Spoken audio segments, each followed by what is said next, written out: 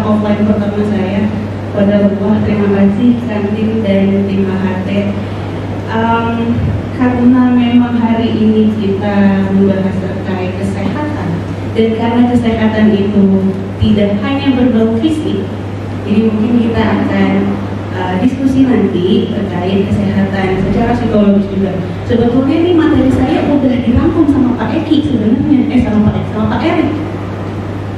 Tadi ada apa namanya? Acceptance, ya, ada penerimaan, terus ada apa namanya, emosi negatif. Saya bingung, aku mau bahas apa ini? Pulang aja. Ya, mungkin saya mau kenalan dulu. Ada Bapak Ibu Akang Teteh yang mungkin belum kenal saya. Ini nanti sedikit ya. Nama saya Marcella Novianti. Saya anak dari ibu saya yang hebat, Ibu Susi Irmawati. Saya di sini sebagai psikolog klinis dewasa, dan kebetulan juga alhamdulillah saya dipercaya untuk ngajar juga di salah satu kampus di Jakarta. Biasanya kalau di kampus mahasiswa manggilnya Bu Sela. Kalau di ruang praktek saya dipanggil Mbak Sela. Sok, Bapak Ibu Akang Teh mau manggil saya apa sok?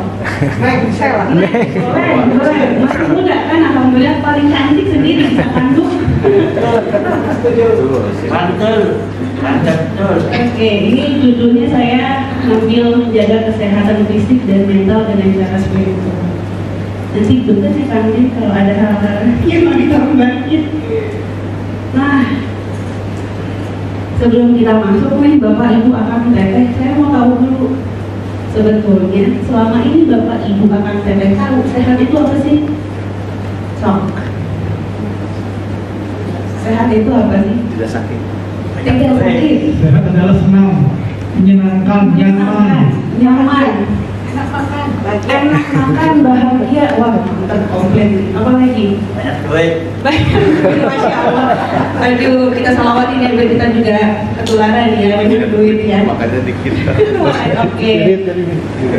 Karena mungkin selama ini gimana Sela kabarnya? Alhamdulillah sehat. Gimana Bu Susi kabarnya? Sehat. Padahal nggak tahu sehat itu artinya apa sih sebenarnya? Gitu. Ya, sehat kalau misalnya secara teori psikologinya, saya ngambil pengertian kesehatan dari 3 bidang. Yang pertama dari WHO, mungkin Bapak dan Ibu juga tahu ya WHO. Di sini ada pengertiannya, sehat itu meliputi fisik, mental, sosial yang tidak hanya bebas dari rasa sakit atau kecacatan. Jadi jangan dibilang, oh kamu sakit karena kamu mah. Jadi tidak hanya berbau yang kondisi fisik aja gitu, tapi juga kita melihat kesehatan itu dari sisi yang lain. Bahkan para ahli psikologi juga menambahkan terkait kesehatan secara spiritual gitu. Nah, lalu ada juga dari KBBI ya, sehat adalah keadaan yang baik tanda kutip di seluruh badan serta bagian-bagiannya bebas dari rasa sakit. Menurut undang-undang, wah banyak banget nih ya, saya cuma ketik yang terakhir tahun 2009 yang setelah direvisi oleh pemerintah tentunya. Kesehatan adalah keadaan sehat baik secara fisik, spiritual maupun sosial. Jadi nggak ada tuh kalau terkait fisik doang yang sehat, tapi keseluruhan. Kalau tadi mungkin di materinya, saya manggilnya apa ya? Tawangki. Mungkin tadi materi beliau dan materi yang tadi Jamudin dan Pak Erik sampaikan juga ada tuh ya, sistem di dalam tubuh kita juga berbau apa namanya, kondisi-kondisi yang ada kondisi psikologis gitu ya. Ini juga dibahas oleh undang-undang kita. Alhamdulillah ya udah ada undang-undangnya terkait kesehatan. Jadi kita berlandaskan pada yang ada gitu, daripada yang nggak ada kita arti-artiin gitu. Nah, kalau tadi sehat secara umum, general, ini saya coba mengutip kesehatan secara Islami gitu. Karena biar bagaimanapun walaupun ada psikologi umumnya, general, psikologi barat, tapi tetap kita mengintegrasikan dengan pemahaman psikologi Islam gitu. Psikologi kesehatan dari Islami merupakan ilmu dan praktek yang membahas proses psikologis yang memberikan kontribusi. Sebetulnya inti dasarnya adalah landasan berpikir kita tentunya dari Quran dan hadis. Gitu. Jadi di penekanan kesehatan Islam ini Bapak Ibu sebetulnya boleh kita ke rumah sakit. Punten nih dokter ini, boleh kita ke rumah sakit, boleh kita berobat, boleh kita ikhtiar kemanapun. Tapi tetap yang ada di diri kita harus percaya bahwa Al-Quran dan hadislah yang juga bisa membantu kita untuk sehat. Tidak hanya sehat secara fisik dari penyakit, tapi juga sehat dari keseluruhan, baik mental, spiritual maupun sosial. Ini kalau napasnya ngos-ngosan, punten ya, masih deg-degan, nervous. Nah, saya langsung masuk ke stres dan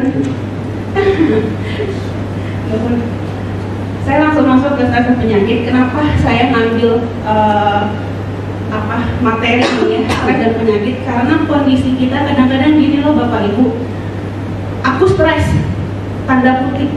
Orang awam biasa bilang orang stres itu adalah orang gila. Dalam profesi saya dilarang keras untuk bilang orang itu orang gila. Ada sebutan ilmiah dari kedokteran adalah orang dengan gangguan jiwa. Tapi juga ada orang dengan skizofrenia. Kalau orang mungkin bilangnya orang gila. Kalau saya tuh diharamkan untuk bilang orang gila, karena sebetulnya orang itu nggak gila. Cuma ada hal yang mungkin keliru di dalam diri. Stres, siapa sih yang nggak pernah stres di sini? Saya mau tanya dong Bapak Ibu, ada nggak yang tidak punya masalah sama sekali? Banyak masalah saya. Banyak masalah. Saya mau kalau ada Bapak Ibu yang selama ini merasa alhamdulillah saya tidak punya masalah. Ada nggak? Kalau boleh jujur, setiap hari pasti kita mengalami sesuatu yang tidak menyenangkan Bapak Ibu. Contoh, aduh pulang malam nih, nanti istri di rumah gimana ya? Suami saya makan apa ya? Anak saya gimana ya? Itu tuh bisa jadi kondisi yang tidak menyenangkan. Dan itu kepikiran. Kalau ibu saya yang hebat ini, waktu saya zaman kuliah di Jatinangor, saya LDR-an di sana orang tua saya. Saya makan apa di sana? Saya bilang sama ibu saya, udah mah, gak usah mikirin Sela, kamu dan aku ya di sini. Gak usah mikirin Sela mah, insya Allah Sela sehat. Kalau kata mamanya stres sendiri. Kadang Bapak Ibu, kalau kondisi kita kepikiran terus ya, stres pekerjaan, stres rumah tangga, stres finansial, stres masuk anak, stres yang lain, stres kuliah, banyak stres tuh banyak banget. Boleh nggak sih kita punya masalah? Nggak boleh. Boleh nggak sih kita dihadapkan pada situasi yang tidak menyenangkan? Apakah kita boleh milih, ya Allah boleh nggak aku nggak menghadapi situasi yang tidak menyenangkan? Boleh nggak kita milih? Boleh. Boleh. Memang boleh. Tapi hasilnya tergantung pilihannya. Kita mah mintanya jangan stres ya Bapak Ibu ya. Gitu. Kita mah mintanya mudah-mudahan sehat, dijauhkan dari masalah. Kadang yang menjadi stres itu juga di luar kapasitas kita Bapak Ibu. Kenapa ya? Pusing nih kerjaan, proyeknya nggak lancar. Pusing nih uangnya nggak cair. Pusing nih belum gajian. Pusing nih anak kalau diurus nggak mau. Apalagi ibu-ibu yang baru melahirkan. Gimana ya anak saya nggak mau makan? Stres. Mempengaruhi nggak kondisi fisiknya? Sangat. Dan saya percaya itu. Kenapa? Saya penderita mah akut. Dan saya penderita sklerosis 33 derajat. Ketika memang saya nggak stres itu nggak akan kambuh. Tapi kalau saya merasa saya diserang sama berbagai macam situasi yang tidak menyenangkan, itu akan kumat. Karena sebetulnya apa yang terjadi di gejala psikologis kita itu juga bisa mempengaruhi gejala fisik. Siapa di sini yang Bapak Ibu kalau misalnya stres, aduh migrain, aduh asam lambungnya gimana? Ada? Ada nggak? Ada yang aduh migrain, aduh sakit perut. Kalau saya mah jujur banget Bapak Ibu ya. Saya ini dari suku Kandin berangkat dari Jakarta itu udah deg-degan, udah cemas. Cemas itu juga bisa mempengaruhi kondisi fisik kita. Gitu. Jadi ada kaitannya sebetulnya apa yang kita alami dari psikologis kita, dari mental kita, itu akan mempengaruhi fisik kita secara tidak langsung dan secara tidak sadar. Apa sih Kak Sela, stres itu? Stres itu adalah berbagai macam situasi yang dihadapkan atau yang kita rasakan dan itu menjadi beban dan membuat kita tertekan. Stres dapat menimbulkan ketidaknyamanan sehingga dapat berpengaruh terhadap kesehatan. Pada beberapa kasus menimbulkan gejala fisik seperti yang saya contohkan ya. Ada yang jadinya mah, ada yang jangankan stres yang berat ya, kondisi cemas, kondisi emosi yang nggak stabil itu juga bisa mempengaruhi. Contoh yang suka marah-marah, tegang nggak ini kepalanya? Ototnya pada tegang nggak? Itu ada hubungannya. Di sini ada stres, perilaku maladaptif, tenang sementara makin kacau. Ini saya bikin pola. Biasanya saya menemukan beberapa kasus di pasien-pasien saya, di klien-klien saya, bahkan di mahasiswa saya sendiri. Mereka stres, mereka nggak tahu harus ngapain. Akhirnya mereka melakukan perilaku maladaptif. Apa sih Kak Sela contohnya? Apa sih Mbak Sela contohnya? Yang pertama, aduh saya stres, saya merokok aja deh, udah hilang. Aduh saya stres, udah saya mabuk aja, minum alkohol aja. Bahkan saya pernah nanganin klien saya di salah satu rehabilitasi narkoba. Kebetulan penelitian saya skripsi hingga tesis terkait adiksi nafsa. Jadi saya cukup sering berinteraksi dengan para pengguna. Ketika saya tanya, kenapa gunain barang haram ini ibaratnya gitu, saya stres Mbak, saya nggak tahu saya mau ngapain. Menurut Bapak sama Ibu, apakah cara itu efektif?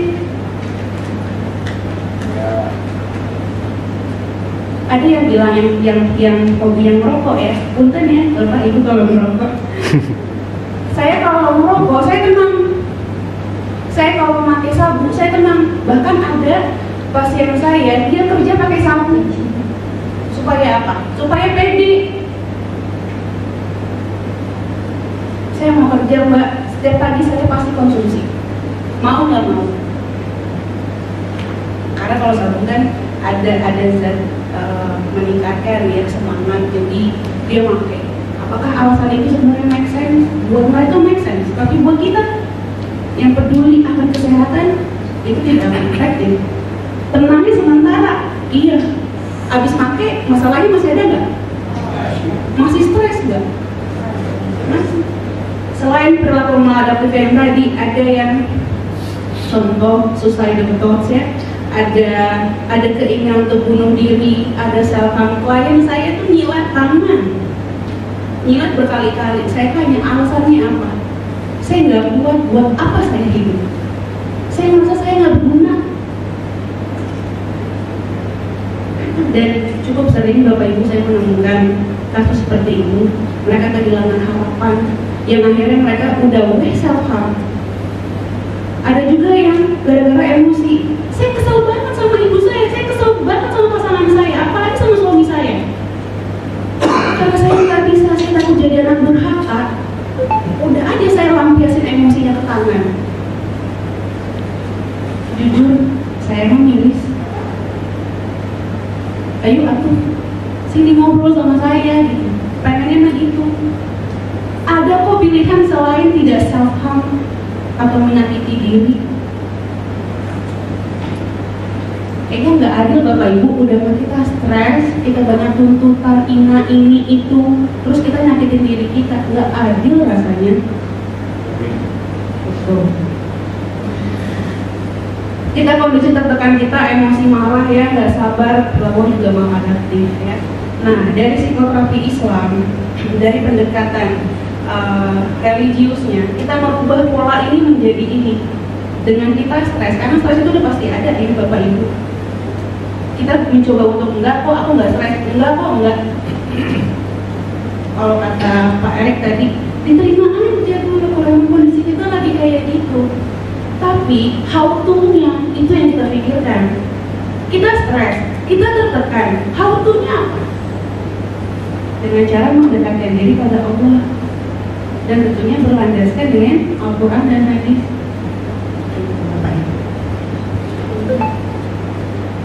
Next. Nah ini saya singkat-singkat aja ya.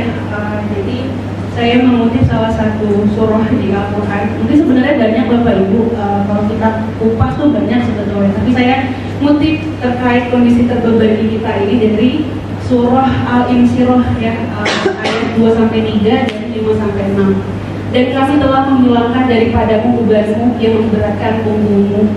Maka sesungguhnya bersama kesulitan ada kemudahan, sesungguhnya bersama kesulitan juga ada kemudahan. Siapa yang percaya sama ayat ini? Saya percaya. Saya percaya. Saya berkali-kali. Berkali-kali lipat ya Pak ya? Banyak masalahnya gitu. Normal. Nah ini juga ada yang stres misalnya dengan kehilangan. Mohon maaf habis ada yang kehilangan karena COVID gitu ya, ada yang kecelakaan, nggak sanggup, saya nggak sanggup hidup tanpa anak saya nggak sanggup hidup tanpa pasangan saya, nggak sanggup saya, buat apa saya hidup? Dengan rasa kehilangan inilah akhirnya dia bengong, ya diem aja, nggak mau makan, nggak mau ini. Kalau dibiarin kan kasihan, nanti jadinya menimbulkan gejala-gejala yang mengarah pada gangguan-gangguan mental. Salah satunya yang terkenal adalah gangguan depresi. Itu nanti narik tuh Bapak Ibu, dari depresi, bipolar, apa, dari depresi, dari stres, depresi, frustasi, skizofrenia. Itu ada nanti kaitannya. Tapi saya nggak ngupas di sini ya. Nanti itu di sesi yang lain ya kan, insya Allah. Boleh. Nah ini perilaku sehat ya. Perilaku sehat itu tidak hanya makan makanan yang bergizi, 4 sehat 5 sempurna, terus imunisasi, olahraga. Ini juga salah satunya memang bisa. Gitu. Kita juga berjemur ya, nggak merokok. Ini kan secara umum yang bisa kita lakukan juga. Perilaku sehat itu adalah perilaku yang kita lakukan untuk meningkatkan dan menjaga kesehatan. Ini Bapak Ibu, saya pengen sehat dong, saya pengen sehat Mbak Sela, bahkan saya pengen sembuh nih Mbak. Jujur, saya mah bukan penyembuh aku. Ayo kalau mau berproses sama saya, ayo gitu. Tapi kita kan biasa sama kayak dokter ke pasien. Biasanya saya juga kayak gitu. Ke klien saya, ayo sok, maka kita kerjasama. Tanpa kerjasama, saya nggak akan bisa menerobos masalah kamu apa. Dan kamu perlu tahu perilaku yang bikin kamu sehat apa. Jangan cuma niat, iya niat sih bagus ya Bapak Ibu, pengen sembuh. Tapi kalau tidak didukung dengan perilaku yang sehat, sok.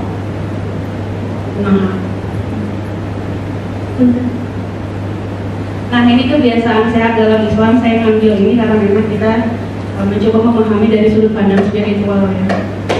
Islam memandang bahwa untuk mengatasi keresahan yang dirasakan oleh manusia dengan kembali kepada Allah. Ini juga tercantum di dalam surah An-Nahl. Dengan segala nikmat yang ada pada kamu, maka dari Allah lah datangnya.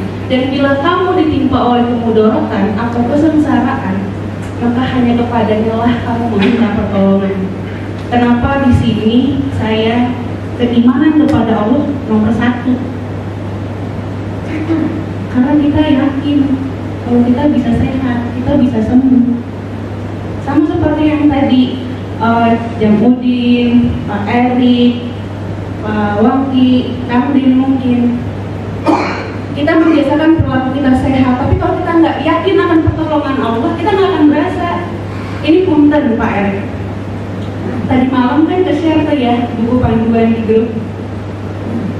Ini Allah yang Maha Tahu lah. Saya baca, saya nggak tahu saya nggak salah apa enggak. Karena saya bercerita skelosis, duduk itu saya nggak nyaman, kanan kiri itu sakit sekali. Tapi saya coba, saya yakini, saya pegang belakang saya sebelah kanan. Alhamdulillah. Padahal tuh tadi malam saya masih ngerjain PowerPoint. yakin bisa nggak ya nih? Masa iya sih bisa? Pasti ada pertanyaan, bisa nggak sih? Tapi saya yakin, coba deh. Kalau kata ibu saya yang hebat ini memang, coba kak sholawatnya ditambah. Saya tambahin sholawatnya, saya tambah pakai. Jujur hari ini saya tidak merasa-merasa. Walau-walau kalau nanti saya kata lagi. Karena memang ya yang namanya saya psikologis kan bengkok itu suka merasa nggak nyaman. Tapi karena ilmu juga yang sharing oleh Pak Erik itu juga bisa menjadi pengobatan pribadi ya buat diri sendiri. Selain kita percaya sama pertolongan Allah ya Subhanahu wa Ta'ala, dengan kita sholat, ya wudhu, kita menjaga wudhu kita, gerakan dalam sholat itu bikin sehat. Saya pernah dengar ceramahnya siapa ya, gerakan dalam sholat itu bisa loh. Kita ruku, punten kalau saya salah ya. Benar-benar. Ruku, ya sujud, itu tuh bisa bikin relax. Sejujurnya, pembacaan Al-Quran dan doa juga bisa ya, kita meyakini dan dalam doa kita niatkan. Salah satu saya kutip dari Dr. Zakia Derajat, doa dapat memberikan rasa optimis, semangat hidup dan menghilangkan rasa putus asa. Karena biasanya orang yang stres akan mudah putus asa dan frustasi. Reaksi dari frustasi adalah percobaan bunuh diri, menyakiti diri sendiri, menyakiti orang lain. Puasa, saya mau tanya dulu sebentar, puasa itu manfaatnya apa buat kesehatan mental?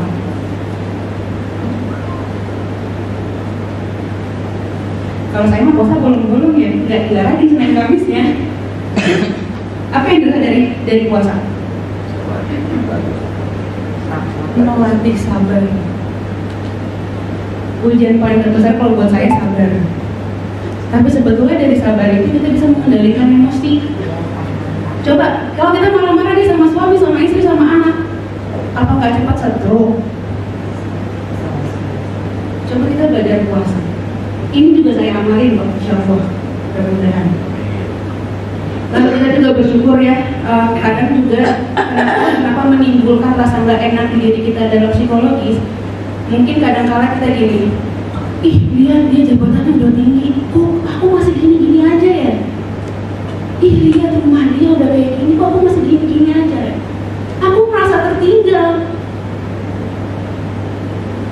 Jadi banding-bandingin terus, itu juga kurang efektif karena pada akhirnya kita nggak tahu apa yang sudah kita dapat, apa nikmat yang sudah Allah kasih ke kita. Terakhir, tawakal, tetap segala sesuatunya kita berserah diri pada Allah yang Maha Kuasa, dengan mudah-mudahan Allah Maha Penyembuh, Allah Maha memberikan pertolongan asal kita yakin. Nah ini dalam psikoterapi Islam juga ini disarankan ya, perilaku pendorong tingkat kesehatan, pengaturan makanan. Jangan makan daging boleh apa segala macam ya, tapi ada yang masih makan makanan yang dilarang. Makan makanan yang dilarang, yang tidak dianjurkan dalam Islam. Itu juga kan ngaruh nggak kesehatan mental? Kita aja nggak sadar. Kan kita kalau bicara